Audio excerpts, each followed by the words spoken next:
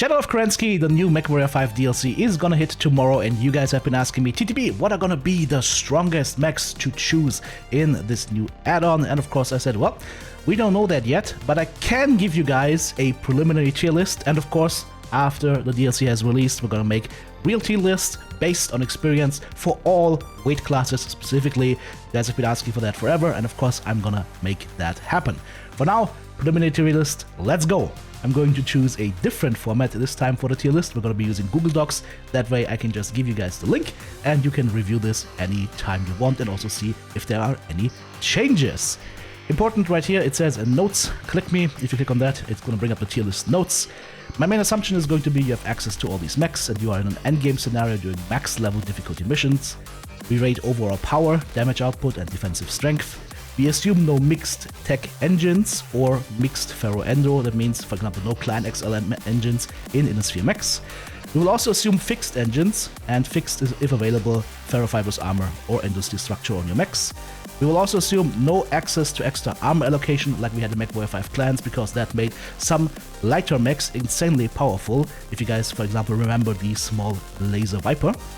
And then for a in-depth tier lists by weight class, like I said, stay tuned. They will be coming, I promise. Okay, let's get started first with the Fire Morph. And for that, we're gonna jump to Mechwarrior Online, because all these mechs right now, or at least the mech classes, or at least the mech chassis, are in Mechwarrior Online, and that way I can show them to you as well. So, Fire Morph up first. The Fire Morph is the first new clan mech that we will get access to, most likely, and it's gonna be a 20-ton clan light mech, coming in with an XL200 engine, probably gonna have mask-assisted movement, and is overall gonna be very fast, but also very flimsy. All of that together, I would say, puts the Fire Morph, for me, everything added in, right here, D tier. I know light mech enthusiasts are gonna be crying right now, they're already writing angry comments. Guys, it's a TTB tier list, what do you expect? I'm not gonna put light mechs in high tiers, because high difficulty missions that are not raids where you have to destroy a single objective and run out, you're not gonna bring a Lance of Lights against 5 lances of enemy assault mechs, right? It's just gonna be a sad thing. Moving on to the Mistlings. Here we have the Mistlings. The Mistlings is a 25-ton clan light mech. It's gonna have the ability to jump, won't have mask ability after all, but can bring a variety of weapons, can also do some nice builds, potentially some long-range builds where it would be a little bit more useful and definitely more survivable. But ultimately, in the end, it's a 25-tonner, it's fast, it's quick, but once again, it's a light mech. I want to say I would put it maybe a little bit higher than the Fire Morph, but overall, it's still gonna be a D tier mech for me. Next up is the Kit Fox. Here we have the Kit Fox on screen, guys. The Kit Fox is a 30-ton clan mech and will not necessarily have jump jets, but can carry a wide variety of weapon systems, and depending on the omnipods we can get, this could be a fairly strong SRM bomber or lasers plus machine guns mech, and for that I would actually put the Kit Fox in C tier. I think that's a fair place to put it. Last up, we have the Adder, also known as the Puma by the Innisphere. And the Adder is a 35-ton clan light. Also will not necessarily have jump capabilities, but might have, depending of course on which kind of omnipods we get. There is a classic Adder Prime build with double ear PPCs that is fairly strong at long range, and that is definitely interesting as well. And so for that, and the fact that it has 35 tons, which of course means extra armor and structure, extra survivability, I would put the Adder with the Kit Fox. Depending on your playstyle, higher or lower than the Kit Fox, it really depends. It really depends. But yeah, C tier and D tier, that's where I would put the lights. Then we come to the medium mechs, and the first medium mech that we're talking about is the Viper. Here we have the Viper. The Viper is a clan medium mech, coming in at 40 tons, which is basically the bare minimum to be called a medium mech. Can do a variety of laser plus machine gun builds, or can also in some cases, like for example with the scale shot, carry a lot of SRMs. We don't know what the omnipods are gonna be yet, but I'm gonna say, just for the fact that it's 40 tons, I'm gonna put the Viper in C tier. And what I'm gonna do here is I'm just gonna move all of that 1 down. There we go. And that way we have the Viper on top of the lights. I might have to do some rearranging here in the tier list as I'm making that. Next up is going to be the Shadow Cat. Now the Shadow Cat is known in Mechwarrior Online specifically as the annoying Shadow Cat because there's always one running around PPCing at you, and usually the last guy to die in the match. It's going to have ECM most likely, it's going to have jump jets, mask assisted movement of course, and it's going to be fast and annoying. Right here, Shadowhawk Prime, double PPCs at ECM. Not a bad mech. Great at range, of course, but it doesn't take too many shots. Tonnage is 45, so overall not bad. I would probably put the Shadow Cat above the Viper, I would say, but I would still put it in C tier. Just for the fact that you don't have that really big damage potential. The Nova, the Black Hawk. Now it gets interesting. So, the classic Nova build is 12 ER medium lasers, which of course we also had in Mechwarrior 5 clans. If you cooked yourself in a mech, it was probably the Nova Prime. This mech is going to be interesting, but I think you will have to cut down on the lasers a little bit, or run small lasers, or inner sphere medium lasers, because you will be able to equip inner sphere tech on these mechs as far as weapons are concerned. And at that point, it becomes much more interesting. Maybe 10 inner sphere medium lasers or whatnot. That could be a killer. That could be a killer. It's not going to be able to tank a lot because it's just 50 tons, but that could be a pretty good killer. So, tentatively, I'm going to put the Black Hawk, aka the Nova, in B tier. And last of the mediums is going to be the Stormcrow, or Ryoken. The Stormcrow is 5 tons more than the Nova. But here's also an important distinction, by the way. The Nova is running an XL250, which is the smallest XL engine possible, so that also gives you extra tonnage. The Stormcrow is running an XL330, which is much heavier. So while the Stormcrow might have more tonnage and more armor, it's gonna have less slots and especially tonnage for weapons. That is something to think about. Also, I believe the Nova doesn't come with ferrofibers or endosteel from the get-go, whereas the Stormcrow has that. But the engine, it makes up a big deal. As you can see right here, for example, the Stormcrow Prime, 2 ER large lasers and 3 ER mediums. That all together, in terms of weapons, is 11 tons, right? Whereas the Nova is carrying 12 tons worth of weapons. But of course, this one might have a little bit more cooling. So, what I'm saying with this is that this is going to be running cooler, and it's going to be more defensive. It's not going to have jump capabilities, but it's also not going to have the same firepower. So I'm going to put the Stormcrow, I would say still B tier, but definitely behind the Nova. I need to stop destroying my formatting. Now we are in heavy mech territory, and the first heavy that's rearing its head is the Mad Dog, also called the Bandit. And that is a nice potential LRM support mech, or of course SRM brawler. Depends on what kind of omnipods we get, or what kinds of weapon pods this thing is gonna have and how big they're gonna be. Decent tonnage, but 60 once again. You are on the low end of the tonnage bracket, and these mechs always lean more towards the previous bracket than they lean towards the next bracket or the higher points in the bracket. So I would say this is gonna be a solid mech that you could run for quite a while. Is it gonna be better than the Nova though? That is hard to say. I don't think it's gonna be better than the Nova. In fact, if I were to put it anywhere, I would probably put it in front of the Stormcrow, right? That is where I put this thing. Now it gets more interesting. The Hellbringer. Now the Hellbringer should get you access potentially to ECM and potentially to some nice las bomb. It really depends on what kind of omnipods we get. Armor-wise, it's not that thick, but it has some armor. It's 65 tons, it has good cooling normally speaking, has nice high mounts. If it has ECM on top of that, it's going to be really nice, and I think definitely a very solid mech to play. Where would I put the Hellbringer though? Well, if I'm looking at all of these mechs, I would say we could put the Hellbringer in B tier, but high. It could be the best mech in B tier, potentially.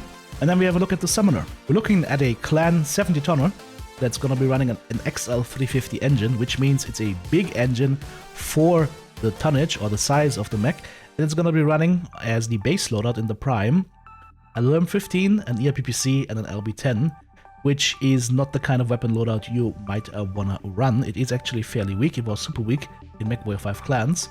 And depending on the variants we get here and the omnipods that we get, the weapon pods we get, this could be a solid mech, but I'm gonna assume this is more towards the, I'm gonna say, lore variant of the mech.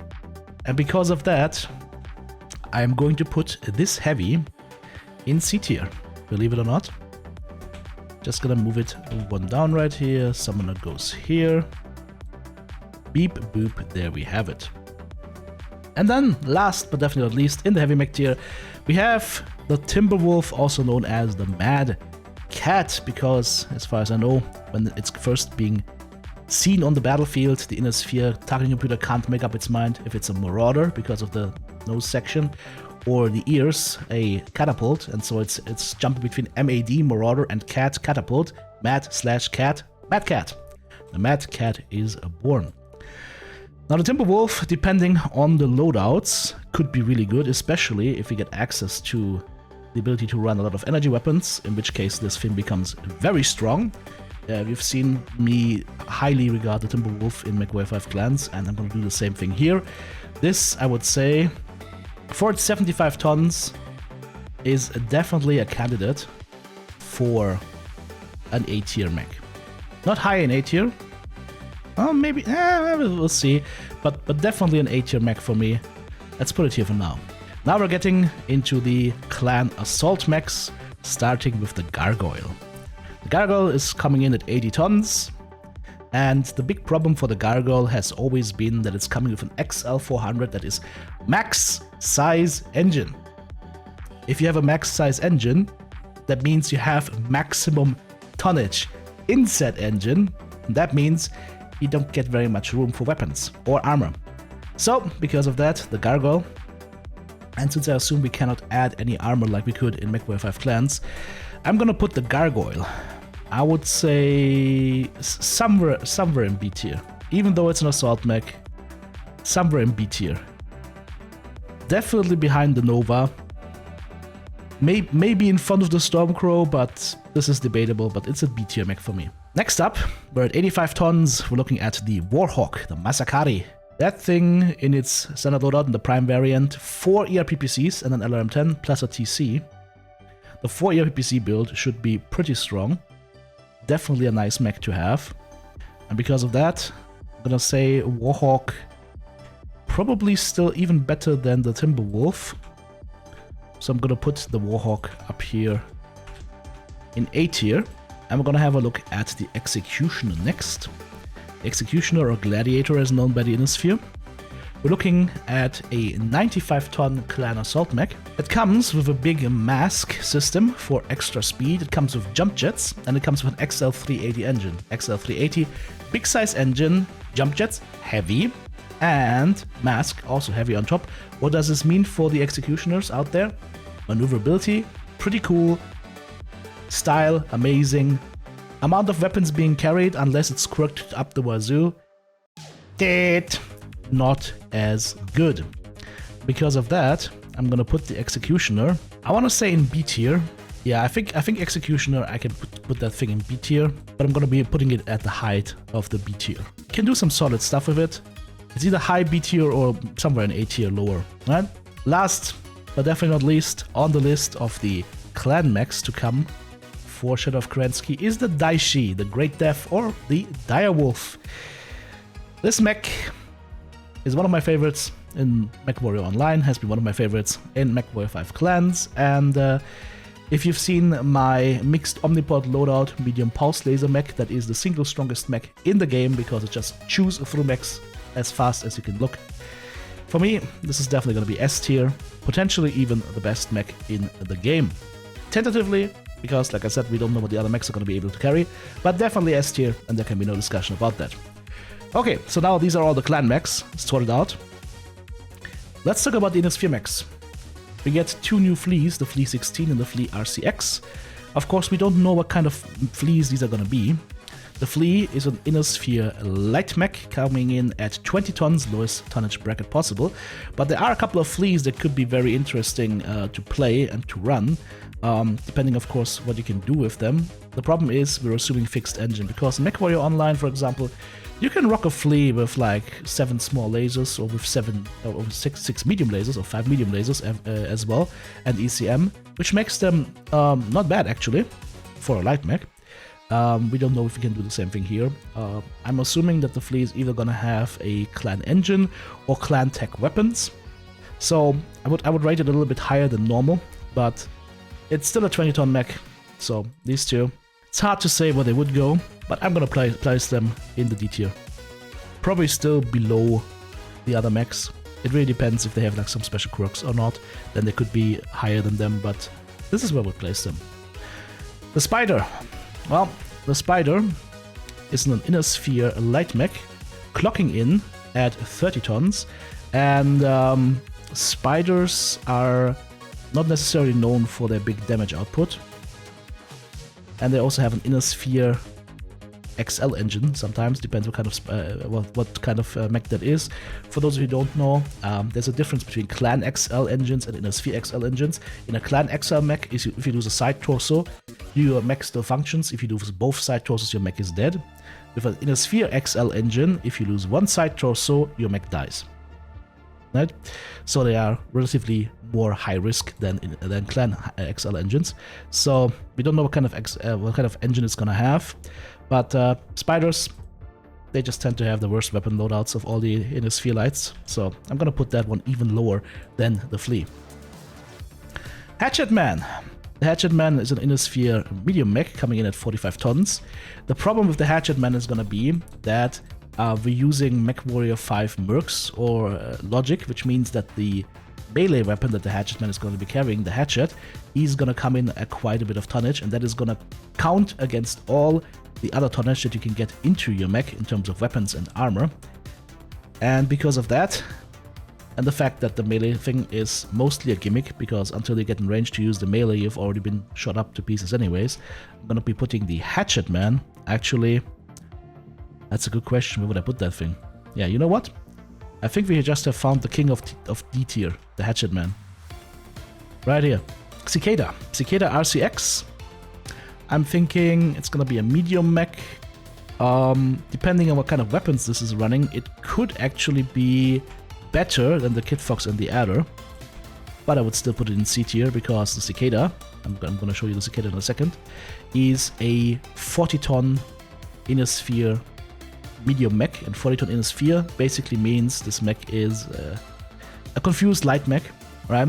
So this is where it actually belongs. A little bit more tanky, of course, can run maybe a little bit heavier weapons, but we're talking minute differences.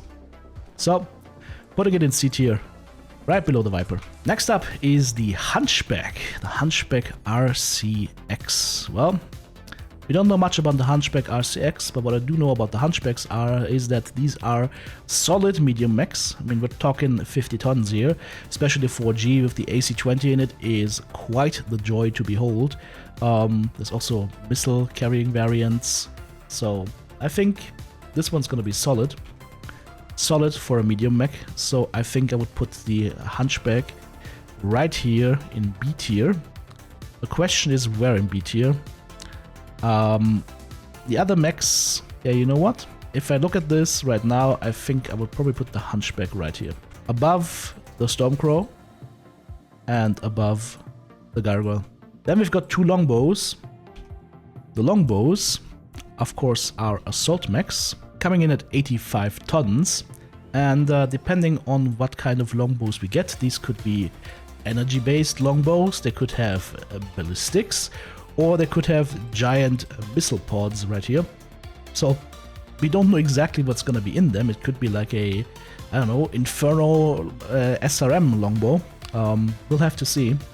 But I would say these two longbows I would put into A tier or B tier. I'm not sure, depending again on the weapon loadouts or the weapon possibilities. I'm gonna put them here in low A tier. Next up is gonna be the Jäger mech. The Jägermech, the Jägermeister. There we go. Jägermech, that is 65 tons of ionosphere steel, mostly known for its ballistics weapons in the arms, but could also be rocking some missiles. Not the tankiest of mechs out there, and especially if it's running with an XL engine. If it doesn't run an XL engine, you don't get as much weapons or ammo or armor. So it's not a bad mech per se, but there are other mechs that I would run over that thing. So I would say the Jägermech, to me, probably a B tier mech, even though it's going to be making Matos mad. And I'm going to put the Jägermech, I would say in B tier, above the Hunchback. There is where the Jägermech will go. Then we go to the Champions. Champions. I would love to see this one in Mechwarrior 5 Mercs, but won't be getting it anytime soon. I think the Apache, it's just gliding across the battlefield, shooting its Rack 5s.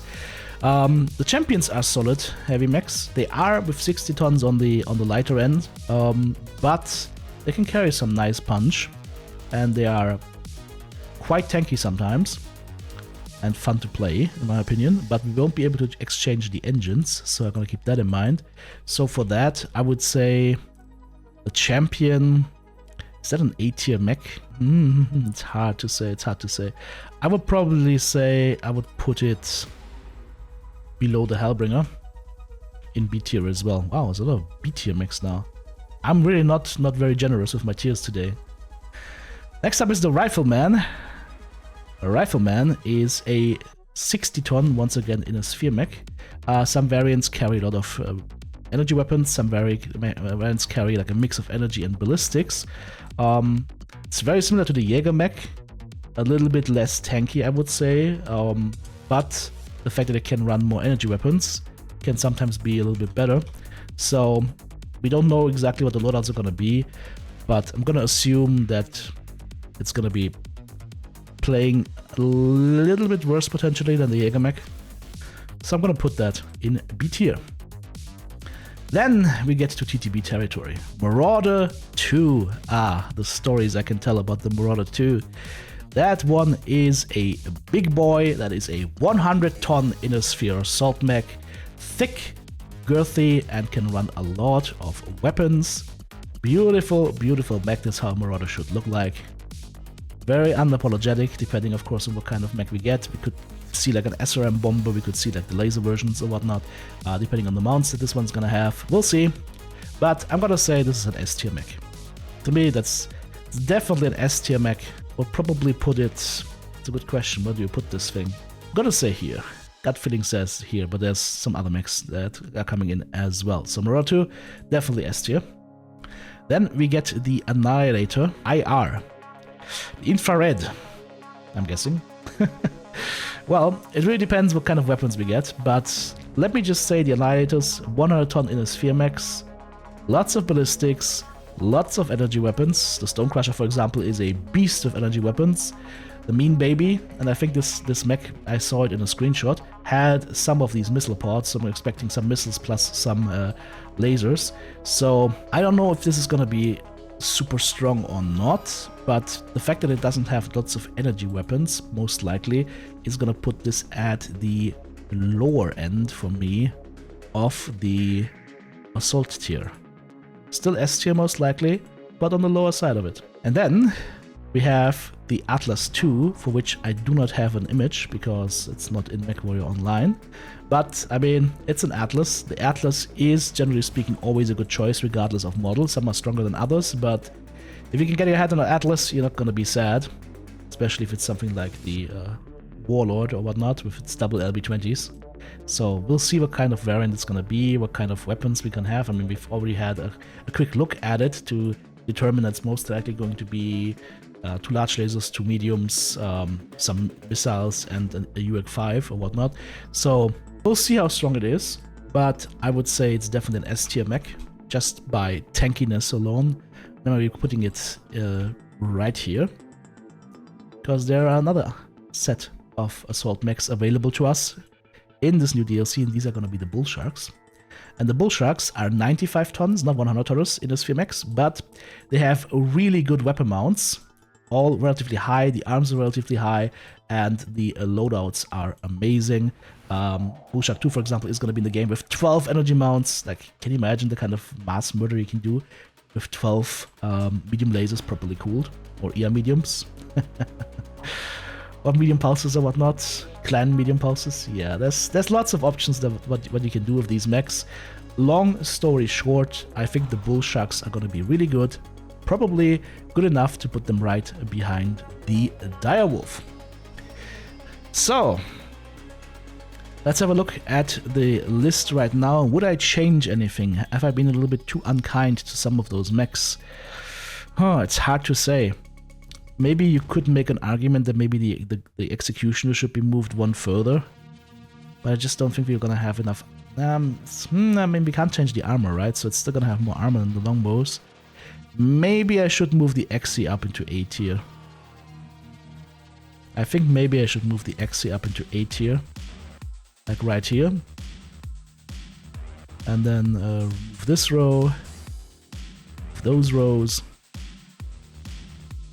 and I think we have a solid tier list right now. Yeah, I'm not unhappy with that. The B tier got lost somehow. B tier is pretty big, but I wouldn't put a Hellbringer or a Champion in A tier. Just doesn't have enough tech ability for that, in my opinion, especially not when you're comparing it to like a Timberwolf. So I think this is a good preliminary tier list. And of course, there's going to be disagreements from you guys. Some people would put other mechs in other tiers, but that's up to you. You can always make, of course, your own tier lists and share them with the community. This is my personal tier list right now. As I said, preliminary, we haven't played it yet. As we're playing it, of course, I'm going to be making notes. We're going to be playing through the new DLC, of course, and then I'm going to be starting a complete new game. Co-op with you guys, with mods as well, and we're going to slowly build up more and more detailed tier lists where we go through, for example, just light mechs and then look at all the different variants and then rank them by tier as well. I've started that actually in the past with the light mechs for Mechwarrior 5 Mercs like a year or two ago, and then never was able to come back to it. But now with the new DLC and all the new mechs coming, I was like, yeah, you know what? It's a great time to redo all of that and get back into Mechwarrior 5 Mercs. So, guys, I hope I will see you in my live streams and on the YouTube content for Mechwarrior 5 Mercs Shadow of Kerensky. It's gonna be a blast, and I think you guys are gonna have a lot of fun. Take care. Thank you so much, supporters. Couldn't do it without you. If you want to join Team TTB, check out the join button right here on YouTube, super thanks button in the comment section, or of course the links to Patreon or the merch store listed in the video description.